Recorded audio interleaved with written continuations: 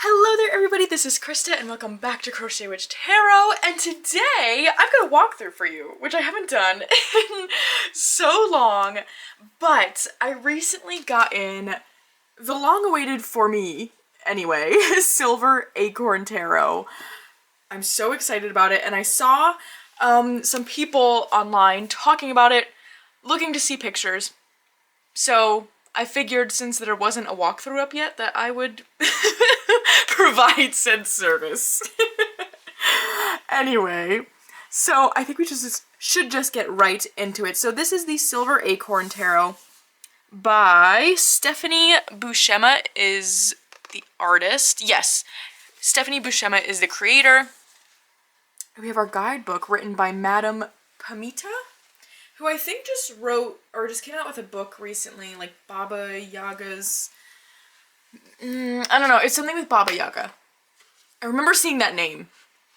Anyway, so the creator is Stephanie Buscema, and I have been following along on Instagram for what feels like so long, and she hasn't even shared that many images, but from the first one I saw, I was like, I am all on board.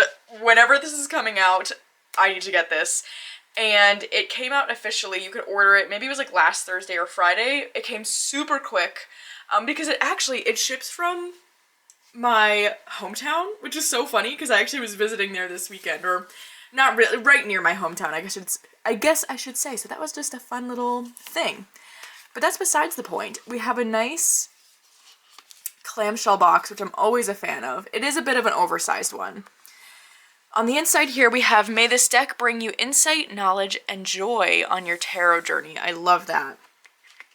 It comes with this full guidebook right on top, which I haven't gotten into too much yet, but we get these 2 pages for each of the majors. Oh, and we get important symbols, which I always love seeing in any sort of deck. I want to see why the artists put in certain things. I always think that is so cool. For the minors, we get just like a paragraph, which works for me. I do also think we get some special spreads in the back. We have our classic 3-card one. Yes, so there is a Silver Acorn spread, which I totally need to do. I also love Celtic Cross Classics, so you get that one special one, which I think is fantastic. We've got our title card here. Let me get a regular tarot size card for reference. Do I have one right here? Yes, I do. All right. So I've got the Forager's Daughter Tarot right here, which is a standard tarot size because this one is a little bit oversized. So as you can see, it's a little bit wider and a good amount taller. But I haven't had any sort of difficulty handling this deck so far, and I do have smaller hands, so typically an oversized deck, I'm not going to be able to shuffle super well, but this one is okay. It's not quite as long as the Tarot of the Drowning World, if that's something you have, but it is a beautiful, beautiful, beautiful linen finish. The kind where it's like, you can smell the ink of it coming out of the box. I would equate it to maybe like Pagan Otherworlds, that sort of, oh my gosh, Expert Playing Card Company. It's that kind of cardstock. So it is a bit slippy. I don't tend to mind that, but it's a beautiful cardstock. I love the ink smells on these. So good. So these are our backs.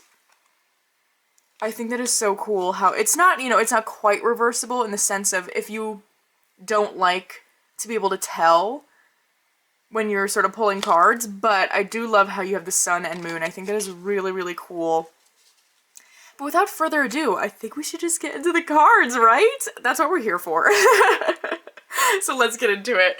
I am so excited about this. Oh my goodness. So we have the Fool here. I love that we have the Fool as a cat, and our little companion is this like ghostly pumpkin. I just think that is so cool.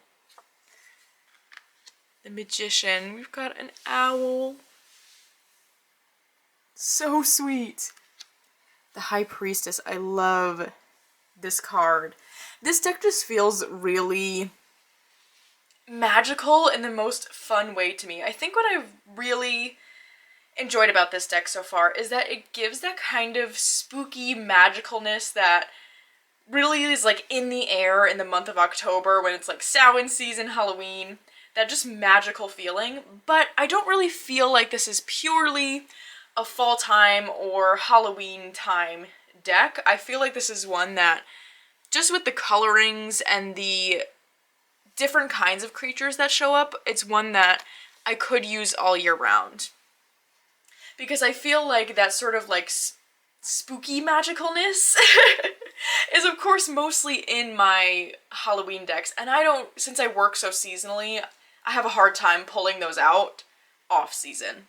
Anyway, the Empress, a pumpkin person. Oh my gosh, this makes me think of Over the Garden Wall, that one episode. I would call this art style and just like the feel of this deck a mashup of Over the Garden Wall with like the art style kind of Dexter's Laboratory, Powerpuff Girls maybe, like that sort of 90s Cartoon Network type of feel. I don't know, I just love it. The Emperor. The Hierophant as a frog. I think that is so genius. Let's zoom in a little bit. We are not as close as we could be to these cards. There we go. I love the snails around. Oh, it's just so good. The Lovers. We have these skeletons. Aren't they so cute? Oh my gosh. So good. The Chariot. So as you can see, it really does have that kind of fall season feel to it, but something about the coloring just makes me feel like, I don't know, I could just use it right now, and I have been using it right now, which I really enjoy. I love this Strength card. I do think this is super cool. I love that we get the Leo symbol on that candle, and it's not your typical sort of person conquering a feline, you know? I love how it's sort of, it's not even swapped in this way, but I like how we get the cat figure as our main character. And to me, this feels like, I kind of take it that she's about to light this Leo candle, so it's almost feeling like Strength in the way of like she's fueling her own fire, which is a really neat way to look at that. The Hermit. Love this card. Love this card. In my package, I got a postcard of this image here, and so obsessed with it. I love all the snow in the background. Really cool. Wheel of Fortune. Justice. I do really like how we have a crow here.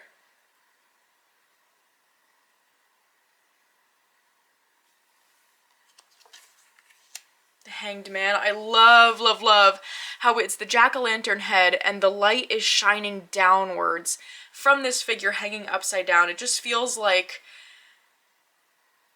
it gives off this message of sometimes to really have one of those aha moments, you just gotta like flip yourself around, get a new perspective, and then it's all gonna make sense. I really love that image.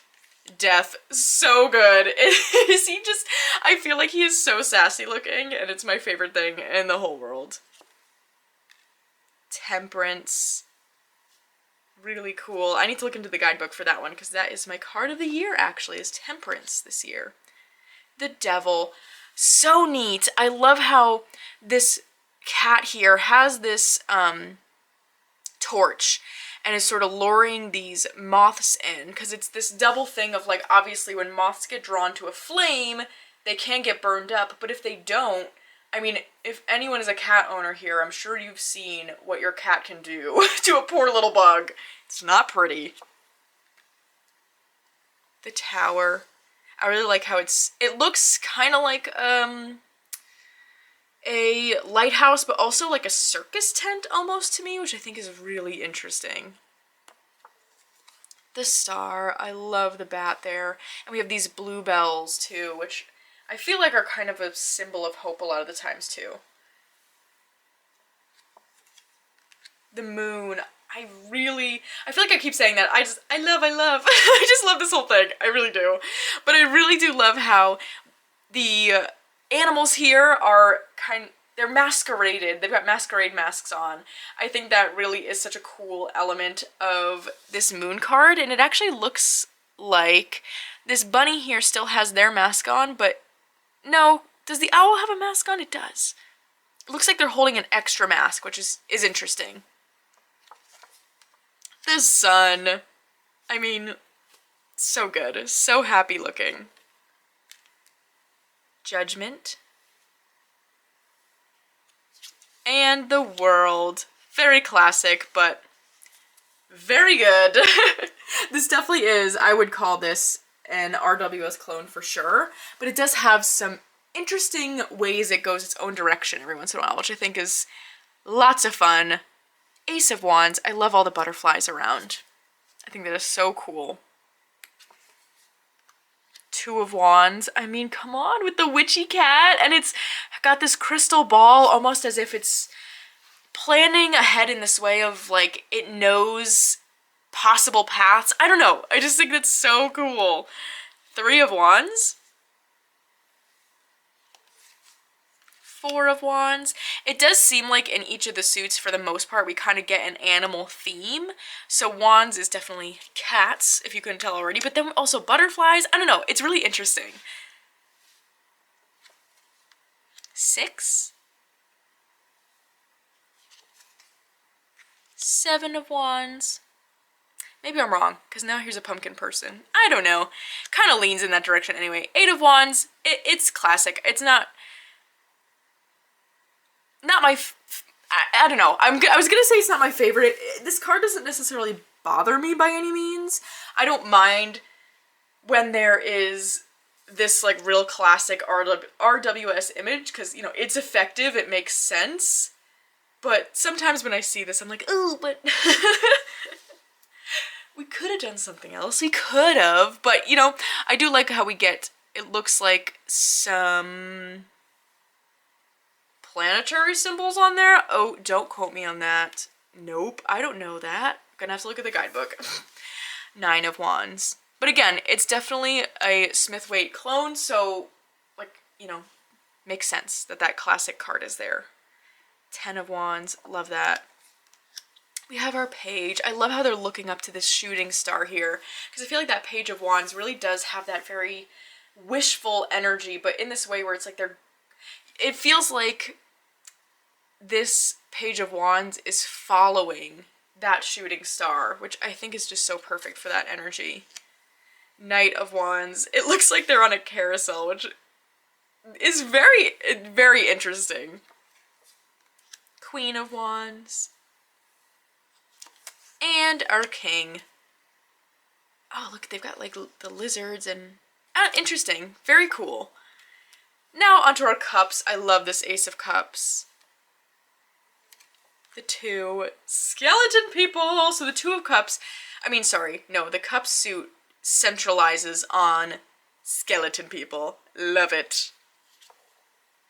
Three of Cups. So cute.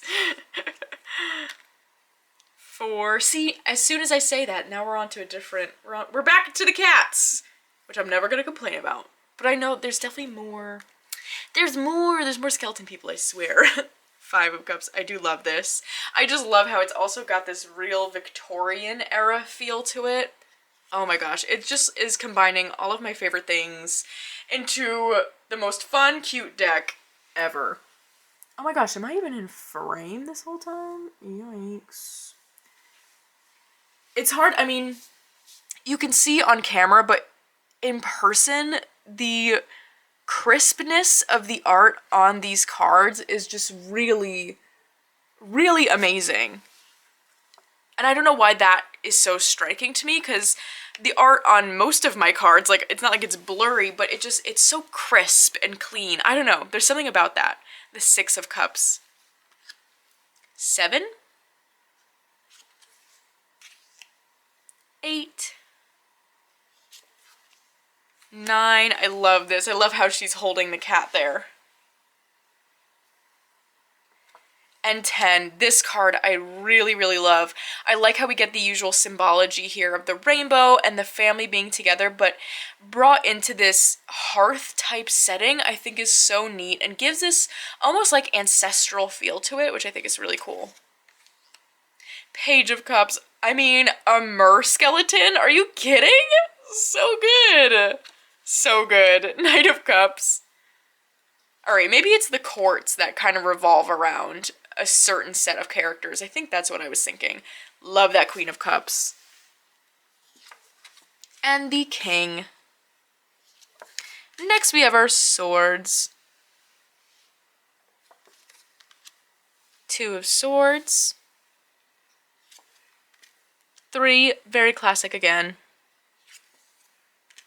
4, I love the bird there and how it looks like they're very peacefully resting. I think that is really, really cool.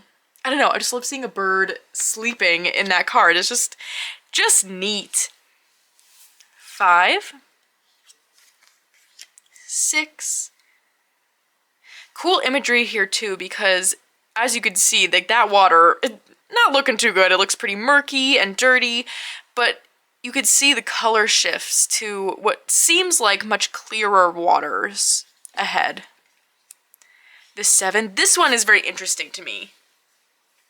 It's this peacock carrying the swords as if they're feathers. I don't know, it's one that I feel like I kind of have to sit with. It's interesting. 8 of Swords. 9. And 10. Poor bird. Poor little bird. Alright, we've got our page. I mean, oh my god, it's so cute. So cute. I love the robin as the Knight of Swords. There's so many robins out and about near us now.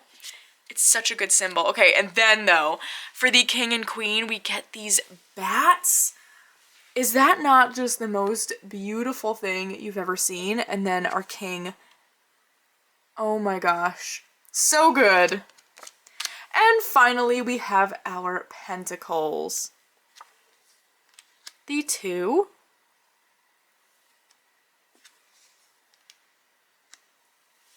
3 of Pentacles. This we get all these like fruits and vegetable people. It's so much fun. The 4. Look at that carrot. I mean, that's so fun. 5. So that looks to me like another carrot or turnip or something. You know, it's a turnip and a carrot. Which is so cool in that card because those are those more like cold weather vegetables, I think. At least they store really well over winter. So it's kind of cool that they're showing up in this 5 of Pentacles card. 6 with our corn and beets. 7, an onion man. 8, 9, I mean, oh my goodness, the strawberry, how good is that? And I just really love too, because I feel like strawberries really are such a luxurious feeling fruit. They're not, to my knowledge, like super, super hard to grow, but I don't know, they're just that they have their season of when they're gonna grow right, and that's when you gotta make it happen. And so there's just like this luxury to that, I feel like. I don't know, I just love that card. And the 10, definitely this real harvest energy, which I really, really enjoy for that card. We've got our page. The Knight, love that card. The Queen. And our King. Okay, so that is the Silver Acorn Tarot. I am so stinking excited about this deck. I don't know. I don't have enough good things to say. The artwork is just, it's so, so, so good. I can't wait to get more into the guidebook. I only got this deck in a few days ago, so I don't really have too much to say on this other than I like what I've seen so far. I really love how we get the important symbols here. I think that's really cool. But other than that, I think that's all I got for you today. So, I hope you're all having a fantastic week. Almost Friday. We've almost made it. And I will see you again very soon.